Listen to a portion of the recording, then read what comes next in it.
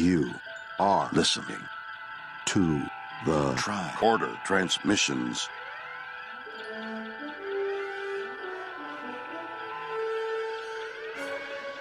Weekly Trek, Episode 9, 3rd week of June, 2018.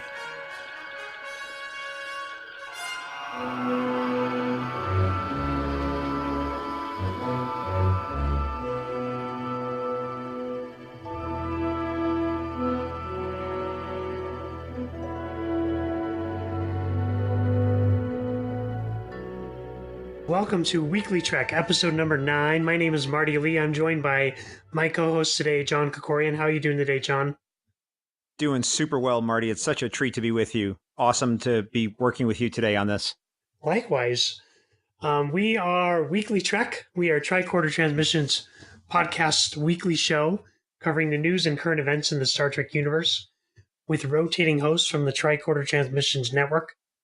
Each week, our hosts hand-select Trek news from around the internet and present them to you with our analysis. Think of it like the 6 o'clock news, but for Star Trek. Here's what's happening in the Star Trek universe this week. If I can find where I put Chrome.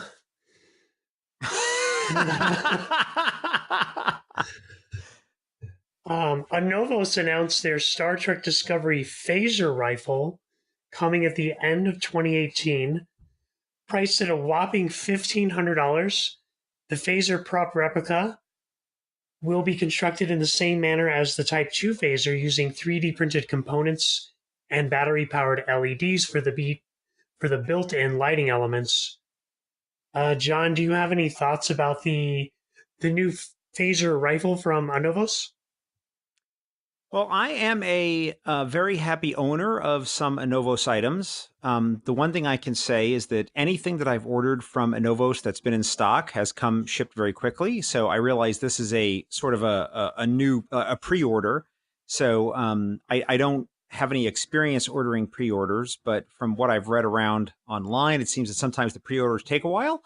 But everything I've ever gotten from Anovos that I've ordered has always been of high quality. So I imagine it's probably going to be a really nice replica. It's probably going to be really beautifully done, but it might take a while to get it, but it's going to look fantastic. The price point is spendy, but I guess that's sometimes what it takes when you're going to get something that's, a screen quality replica. I'm looking at the pictures of it right now. It looks like a beautifully detailed replica. Unfortunately for me, it's a little out of my price range. For now. So I won't be ordering Mine one, too. But I would love to own one someday. So. Yeah, me too. I actually owned a Type 2 phaser from TOS that it wasn't a Anovos, and this was before they existed, but it was something I bought at a convention many years ago, and I just loved it. And it had the little Type 1 that would pop out on top. It was held on by Velcro, but it was so good that it was maybe DVD screen quality. Wow. HD, maybe not, but definitely DVD quality, screen quality replica. And I really enjoyed it. I've always been very lucky in that in my Star Trek fandom that I felt like I avoided a bullet by never really being a collector of a lot of stuff. So I've been very judicious of what it is that I would purchase. And that was one of my favorites for sure. That's really cool.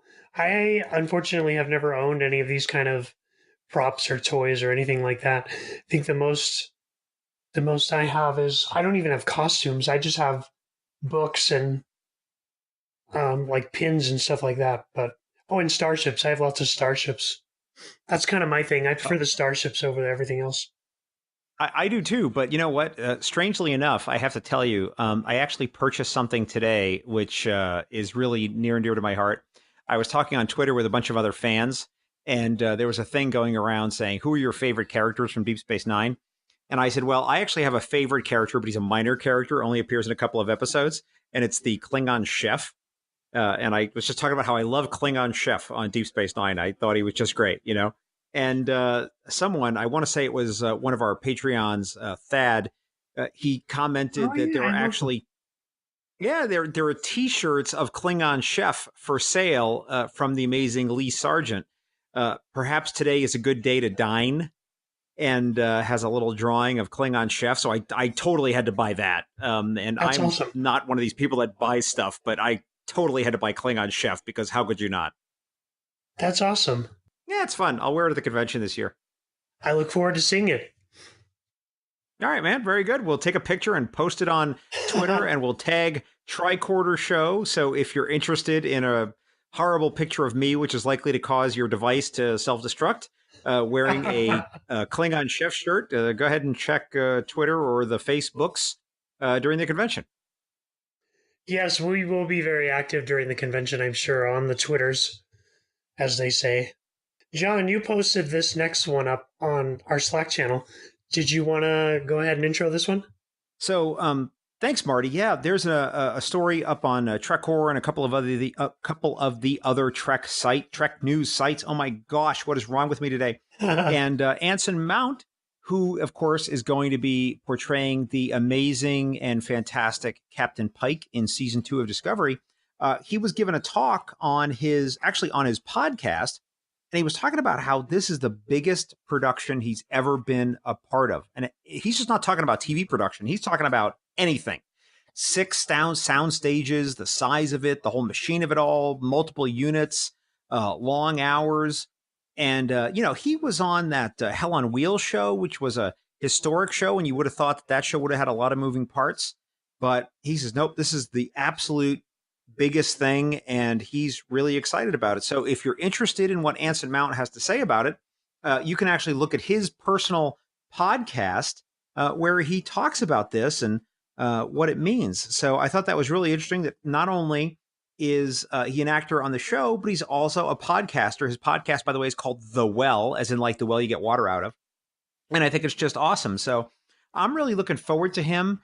And, I got to say that Captain Pike, just as a general character, reminds me a little bit of the effect that Boba Fett from the Star Wars movies had, where if you look at Boba Fett, he had very little to do in the actual films. He wasn't in them that much. And unceremoniously killed off in the second movie. Yes. But he had this incredible effect just on the imagination of fans. And I think that the original actor Jeffrey Hunter playing that role in The Cage, he wasn't that much. There wasn't that much of him in the 700 and something hours of Star Trek overall, but that character I think really touched a lot of people, and he had a very interesting way about him, and the character was just so interesting. So I am very, very, very excited for season 2 of Discovery. I'm very excited for him. And I'm really excited to see what it brings. And I just got to say, by the way, as a totally unsolicited plug, that if you're not following his Twitter, he seems like just such a humble and nice guy. Anson Mount does. So I'm really jazzed and excited. How about you? I'm pretty excited as well. This article kind of hints at the fact that he's only going to be in like a few episodes because it doesn't seem like he's on set anymore. And it also talks about how enormous the production is. He says that Discovery takes up 6 sound stages up there in Toronto, which is an absurd amount of space for one TV show. Yeah, and if you think about it, I mean, just the sets that we saw in season 1 of Discovery were just preposterously large. They're huge. I mean the Klingon, I think the largest one in my recollection, and I obviously I haven't measured anything, but as I recollect it, the one that seemed the biggest to me, besides like the landing bays, maybe the Discovery landing bay, was probably like that the Klingon sarcophagus ship. I mean, the bridge with Kor and Takuvma. I mean, the thing just seemed palatial. It was so big. Yeah, it's crazy. I can't remember exactly where I read it, but I remember reading an article that talked about how coming into season 2, the Star Trek Discovery now takes up more than 50% of the Toronto studios, wherever they're filming sound stages, which is crazy. Oh my goodness. An obscene amount of space. So I was going to say, well, that ties directly into our next story, I think, which is the biggest news of the week, which I think we've been sitting on the lead here a little bit, Marty, because the biggest story of the week, of course, is the fact that the showrunners are out, Harberts and Berg, and been replaced with Kurtzman. And there were two reasons given for this in the news, and I'm going to put them in order, but I don't know if they're necessarily in this order based on how it actually happened. But one of the reasons was that the writer's room was considered to be such an oppressive environment that some of the writers were really, really upset and were ready to report the environment. And the second reason was maintaining control of the budget, that the show had just ballooned and they were not hitting their budgetary targets, which in any business that you're in, whether it's entertainment or any sort of corporate business, is always a problem. So this was really big news. What do you think, Marty? Let's get your hot take. This was a shocking news, to say the least. I mean, I've been to panels with Gretchen Berg and Aaron Harberts on them. They always seem like, everyone around them always seemed like they liked working on the show and they liked the way the show was going. So it was kind of a shock to find out that these two people were actually kind of like abusing the writers and yelling at the writers all the time. So creating this hostile work environment. It's kind of shocking to read about. And of course, like, we're not there, so we don't know how much of this is true. But I mean, if the writers are coming out and saying these things, then I'm inclined to believe them. I don't want. But yeah, big news on a big story on a slow news week. So.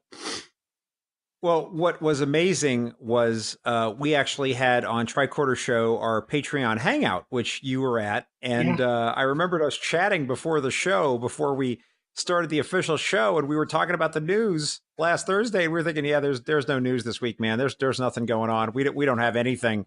And then right as we were sitting there, boom, Wham. News alert, and the world blows up. So they were like, oh, now we got some news to talk about. Yeah, for sure. I mean, I think the show will go in a good direction with Kurtzman at the helm. I don't think we're in any danger of the show's quality declining in any way. I mean, he's been in the franchise for quite some time now, so. Yeah, I think it's clear that the people who are at CBS really care about Star Trek. They really care about this franchise, not just from a business and dollars and cents perspective, but its place in pop culture. So I'm going to put my trust in that. I was reading some things online from some people who used to work for CBS, which is why I give it so much credence. Those people don't owe CBS anything, that used to work there. And they were saying, no, these people truly care. And, even though I don't work there anymore, I wish them the best. And so I think that is a big endorsement, from people who've left an organization. I'll still say, no, it's a good organization and they're trying to do the right thing. I think that's all very positive. So I take it as, part of the normal course of how things go. As a fan myself, maybe a year and a half, 2 years ago, as we record this, I read These Are the Voyages, which is the oral history of Star Trek. And if you've watched the Chaos on the Bridge movie, I have watched that there one. was a lot of, well, then, there was so much turmoil in the writer's room during TNG, during even TOS at some points, It took them to halfway through season 3 before it finally settled. Yeah. So, it's there's no reason for alarm. Return to your streaming. There's nothing to worry about. It's all good, so let's watch the episodes and let's see how they go. I, just speaking for myself, I hope that those people who were on the receiving end of any abuse, that they recover, they advance, and they get even more awesome. And, for those folks who were not behaving correctly, if that's true, I hope that they sort out their issues and figure out what caused them to behave that way. And I hope that they recover in their own way too. And I hope it works out for the best for everyone. So in the spirit of optimism of Star Trek, that's where I'm at. Well said. Well said. I 100% agree with you. I don't think there's any cause for alarm. I think everything's going to go just fine. I think the writers are going to be happier, and in turn, we're going to get a better show. So there you go. So let's tune in to Star Trek Discovery and let's talk about it online. Come find us at Tricorder Show, any of the hosts, any of the shows. We'd love to talk to you about it. And we're just excited to see what happens. And we're hoping for the best. absolutely. All right, John, any other news we can talk about this week? I think that's it, Marty. Did we hit the three main stories? I think. Did we miss anything? No. Slow news week, but hey, we're here for you. Yeah. The only news I'm looking forward to is I feel like they're holding back on some casting announcements. But I think other they're than waiting that, till, I am. I think they're waiting till either Comic-Con International, which happens next month. So we should be hearing a lot about season 2 come end of July. Other than that, they might save some stuff for STLV as well. I think it'll be like 50-50. Yeah, I that was one of the disappointing things that I experienced at STLV, and I realized in retrospect I shouldn't have been excited because STLV is not so much a media event. No. It's really a fan event. Really, but Comic-Con. The big announcement we got at STLV was the novels and the comic books, and we got to learn all about, like, they gave that in-depth panel of the design of everything. That's really what STLV is for. But I think we're going to hear a lot of casting announcements at Comic-Con. Particularly, I think they're going to announce Mr. Spock. I think we're going to get a short trailer at Comic-Con, which they'll then play again at STLV. And I think STLV is when they're going to announce other things if they can be worked out in time. But I don't think, I know the book publishing is on hold because of the merger that's may or may not be happening. So. Yeah, correct. Yeah. And, like the only other thing we got at STLV that I think you didn't mention is we got the first picture of Core. That's true, yes. Not Core. Cole. Cole from the House of Core. That was like the big reveal they had at STLV, as far as anything from the show. And I think that was it. But yeah, I think you're right. I think it's going to be everything's at Comic-Con, and they'll have a few maybe little tidbits for the fans at STLV, which is okay. As long as you calibrate your expectations, you won't be disappointed. But either way, we're going to get a lot more of Discovery coming up, and we'll see what happens. Although I do want to mention one thing that you obliquely talked about, Marty, which is that CBS Viacom merger. I saw an article, I want to say it was in the Wall Street Journal a few days ago, that it appears that has cooled and possibly CBS is going up for sale to other bidders, not Viacom. Interesting. And well, I don't know how people feel about this. I haven't had enough time to think about it, but and again, this is speculative. But Verizon, it appeared, was named as a very possible bidder for the CBS assets. Interesting. So maybe if you're a Verizon subscriber, you'll end up getting Discovery for free. Who knows? But that's entirely speculative and me just, making stuff up in my head. And this was a very speculative article, but it was in the Wall Street Journal, which is usually pretty good about covering business deals. Well, it's certainly better than Disney buying them because Disney owns everything. So, wait, Disney does own a lot of things. I mean, they own ESPN, they own Star Wars, they own a lot of crazy stuff. They own ABC, Lucasfilm, Pixar. They just bought 20th Century Fox. They own Marvel. They own so much. If Star Wars and Star Trek are under the same house, I get the feeling that many fans' heads would explode because we could finally get crossing the street in Ghostbusters, man. It's not allowed for Star Trek and Star Wars to be in the same house. It's one of the fundamental laws of the universe. If you cross it, bad juju will happen. I have Star Wars books right next to my Star Trek books. My bookshelf hasn't exploded yet, so. No, it's all good. It's I'm talking about from the strident fan perspective, because we both know that there's some percentage, and I don't know what number to put on it because I'm not smart enough to calculate it. But we all know that there's some percentage of fans that are just haters, and they're like, you have to pick a side. You're not allowed to like both. And I've never felt that way. I'm more in the agnostic, there's plenty of love to go around camp.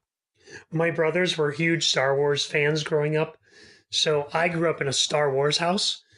And I remember one time walking through Toys R Us, just looking at like the Borg cube, the Playmates Borg cube.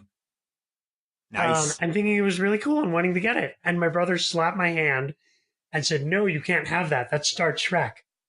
And like pulled me out of the aisle. No. Yeah. Oh, no. Well, it's funny because I have the opposite story. Because when I was a kid, one of my all-time favorite toys was the Kenner, which doesn't exist anymore, Kenner Star Wars Droid Factory toy, which was just the most awesome thing. It was like the closest thing, it was analogous to like a Lego kit. Not really, but that's the closest thing I can describe it as. Where you could put together droids in this droid factory and you could mix and match all the droid parts and, make like a C-3PO head on an R2-D2 if you wanted or something like that. But I just remember as a little kid, I loved that thing. Loved it. Oh, yeah. So, well, anyway, goes to show you there's room for it all, No one, as one of our wonderful leaders here at Tricorder Show, Admiral Heather likes to say, no one defines your fandom but you, right? So put it together in the way that makes sense for you. I love that. Yeah. All right. So let's open the hailing frequencies, see what's incoming. What's coming up this week on Tricorder Transmissions? John, what's coming up on Trek Profiles this week? Oh, well, thank you for asking, Marty. I appreciate that. No problem. As we record this, tomorrow, I am actually recording episode 6 of Trek Profiles.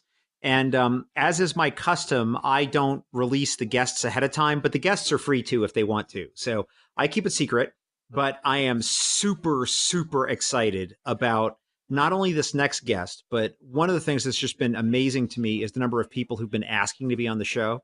So we have a lineup of guests that I'm suffering an embarrassment of riches right now, truly. And I mean that sincerely. I have so many people asking to be on the show that have interesting Star Trek stories to tell that I'm backed up to well past STLV with guests. So we are going to be producing far too many fan interviews over the next few months for all of you fans to enjoy. And so look forward to that. And we just released this past week our interview with Crystal Pisano, who was an amazing guest. And I was so appreciative for her being on because she talked about how Star Trek influenced her life.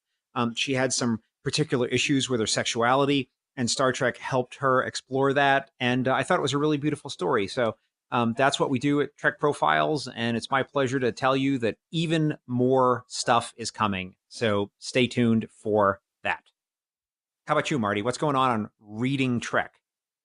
Well, by the time this episode drops, you should already have in your feeds our supersized episode on Star Trek Discovery Fear Itself with guests Heather Barker and Justin Osser from the Trek FM network.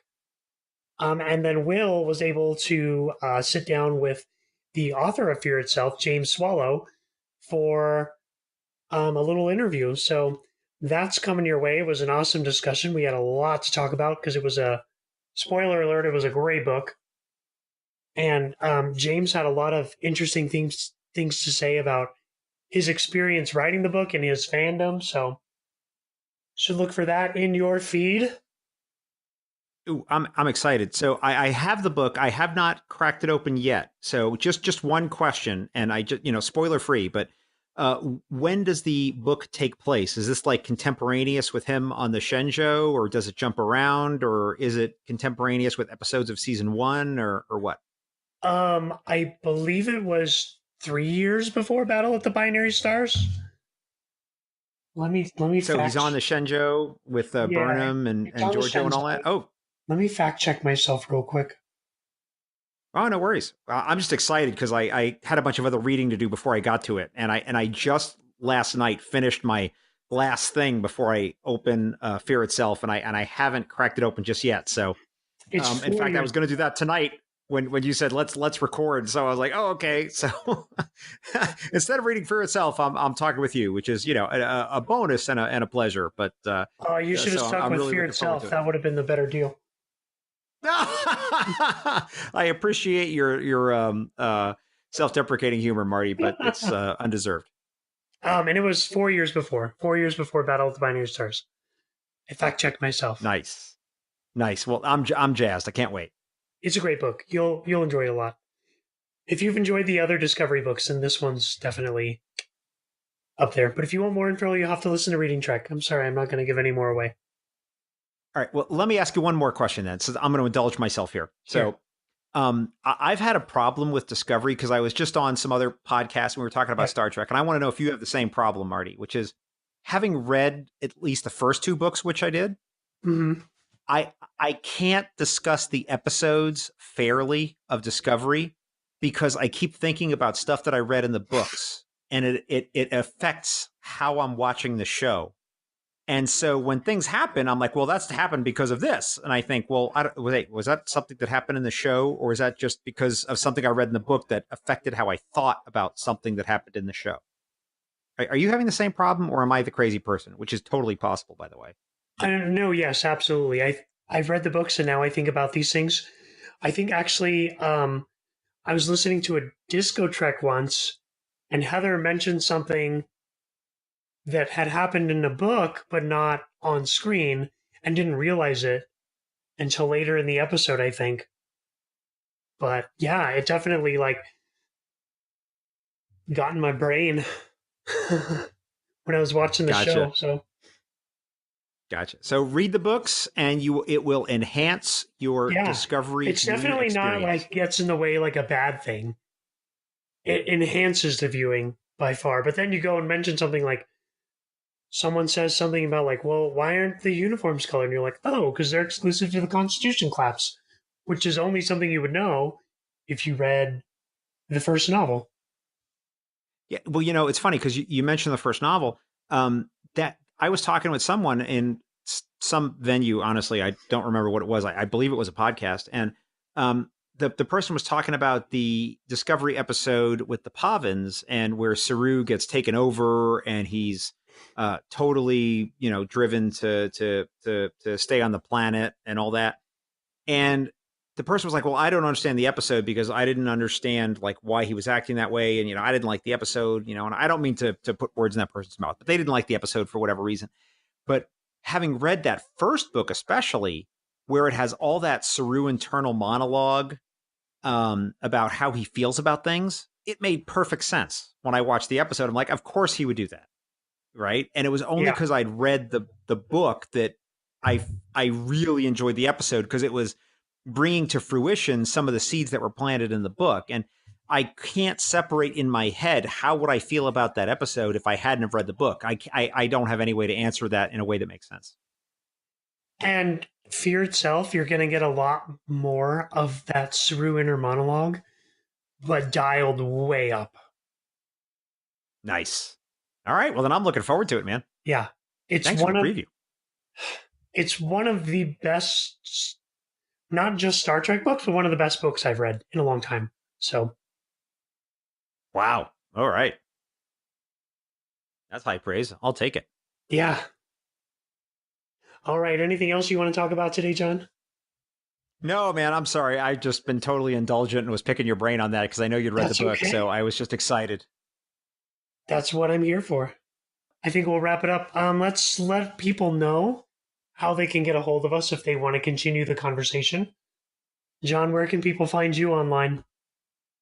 Sure. I mean, I am on Facebook and also I have a website at TrekProfiles, TrekProfiles.com. But the best way and the place where I am most active is on Twitter at TrekProfiles. That's my show account, which is almost entirely devoted to Star Trek and Star Trek sci-fi related things. If you want to follow my personal account, that's at JKInLV, which is maybe 50% Star Trek, 50% random other stuff, including the Las Vegas Golden Knights, which is my most favoritist thing of the moment. How about you, Marty? You can find me most active on Twitter as well. Personally, I am at Time Travel Marty. If you want to follow Reading Trek, which I host with the wonderful William Conlon. You can follow us at ReadingTrek, as well as readingtrek.thetricordertransmissions.com. If you'd like to follow this show online, we are at Weekly Trek. And you can also find us at thetricordertransmissions.com as well. If you enjoy our shows, consider becoming a patron of the network by visiting patreon.com/thetricordertransmissions. We've got lots of exclusive Patreon content that you can gain access to for as little as $1 a month. A lot of stuff you won't want to miss out on. So patreon.com/thetricordertransmissions. Hey, Marty, we should also mention we just had our first Patreon hangout last Thursday, and it was a total blast. It was so much fun. I had a great time. It's the most fun I've had podcasting in a long time, actually. Yeah, me too. Not that my podcast isn't good, but, it was different and new and fresh. Totally agree. And for those of you who like to make phone calls, you can leave us a voicemail. Our number is 609-512-LLAP. All right. Sounds good to me. All right. We will be back next week with more news from around the Trek universe. But until then, live long and prosper.